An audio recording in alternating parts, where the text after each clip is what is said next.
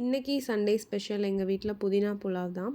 பொலன்னு நல்லா சூப்பரான சீரக சம்பாவில் புதினா புலாவ் பண்ணியிருந்தேன். கூடவே chicken gravy and pepper chicken try வந்து ஹஸ்பண்டோட ஸ்பெஷல்.